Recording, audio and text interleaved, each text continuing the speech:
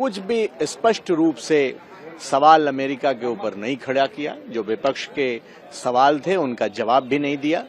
जाहिर सी बात है कि एक बड़बोला व्यक्ति जो 7 समंदर पार बैठ करके लगातार भारत को अपमानित करने का काम कर रहा है, उसकी सामरिक शक्ति को कमजोर आंकने की बताने की कोशिश कर रहा है और साथ ही साथ जो टैरिफ लागू करने का काम कर रहा है वो निश्चित रूप से निंदनीय है।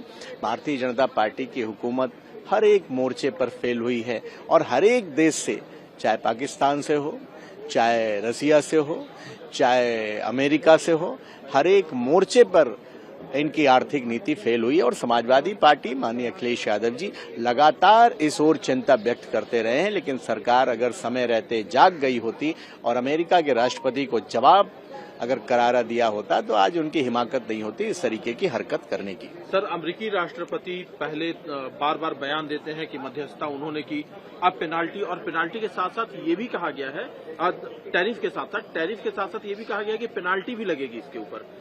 ये इस तरह की धमकी भरा लहजा है उनका। हालांकि मैं कुछ कहूंगा तो छोटे मुंह बड़ी बात होगी, लेकिन कल जिस तरह माननीय प्रधानमंत्री जी ने संसद के अंदर कहा कि मैं भारत का पक्ष रखने आया हूं, एक बार की मुझे लगा कि मैं पाकिस्तान की पार्लियामेंट में हूं और सामने पाकिस्तान के सांसदों को संबोधित कर रहे हैं माननीय प्रधानमंत्री जी। क्या हम लोग भारत के लोग नहीं हैं? क्या विपक्ष भारत का नहीं है जिसने सवाल उठाए हैं?